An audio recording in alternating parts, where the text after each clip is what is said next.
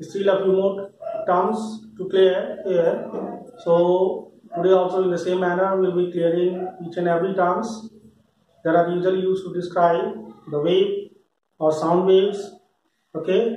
So far we have learned about the sound, and then again how is sound produced, and then about the wave and different types of waves, like we learned about longitudinal waves and transverse wave.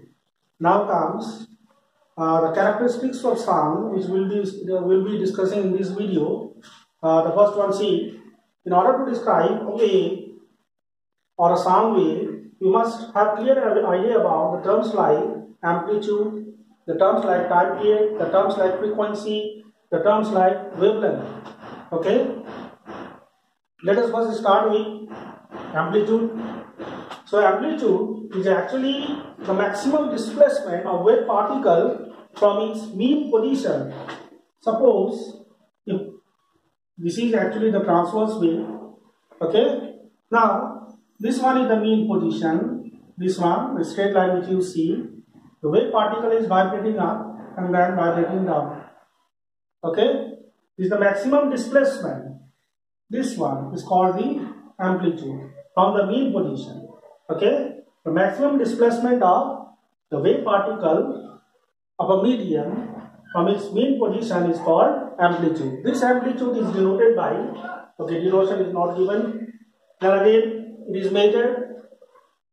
The unit which is used to measure amplitude is meter, denoted by m. Then after that comes next time period. Time period is the time taken by a wave particle to complete one vibration. To complete one vibration, how much time does a wave particle take? Okay, that we call it as the time period. And the unit for measuring the time period is second, denoted by s. And then it is denoted by the capital letter T. Okay, I think this is clear. Now next comes the frequency. Frequency, the number of vibration made by a wave particle of a medium, okay, in 1 second. In 1 second, how many times the wave particle can go up and down? Okay, the number of vibration made by the wave particle to complete, made by the wave particle in 1 second is what is called the frequency. This frequency is denoted by small f, or in higher classes when you go, you learn about another symbol, that is mu. Sometimes it is denoted by mu also.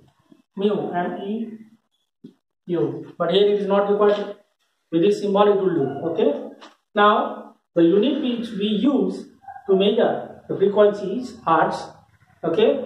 And then again one more important thing which you need to understand here, that frequency and time period of a wave are related with each other by this formula, that is f is equal to 1 by t. So here, from here we understand that frequency is the reciprocal of time period. Okay, frequency is the reciprocal of time period. Suppose if the time period is given 10 seconds, okay, time period is 10 seconds, if you are asked to find the value of frequency, then you can apply the formula. Okay, f is equal to 1 by t, that means 1 by 10, which is equal to 0.1. Okay, what is the SI unit of frequency? Hertz. So at capital H, small z. Okay, this is how you can calculate. Now the next term comes wavelength. Wavelength, the distance traveled by a wave particle when it completes one vibration.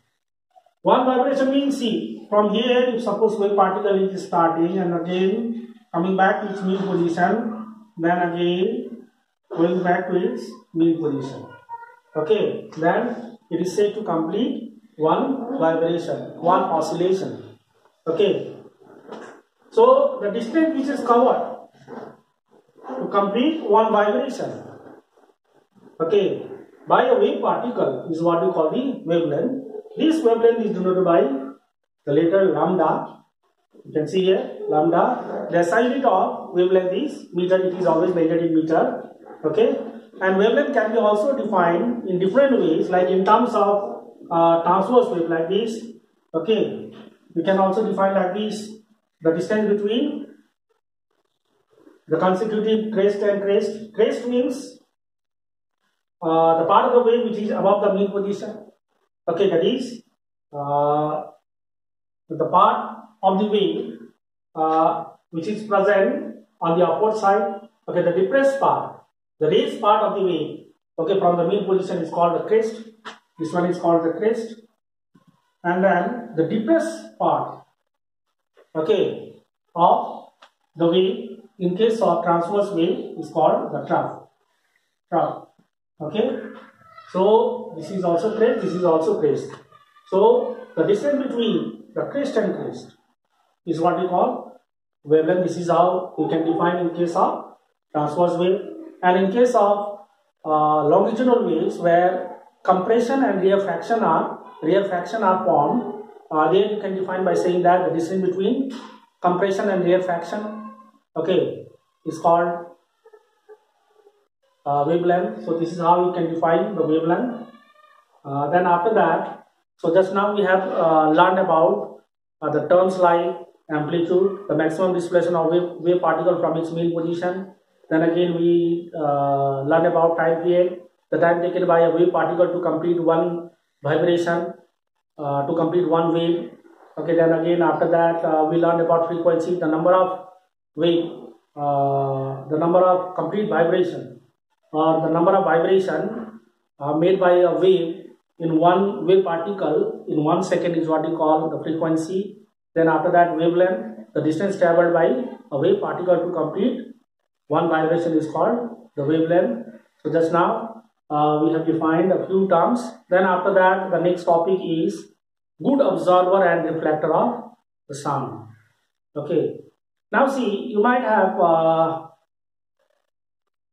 there are some materials, okay, which are mostly hard, okay, not so much elastic. They are supposed to be such as wall, okay, such as hard wood, okay. So these are all the good reflectors of the sound waves.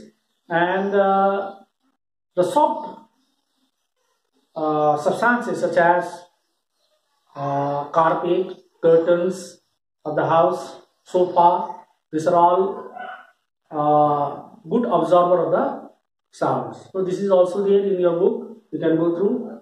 I think we have to keep up to this.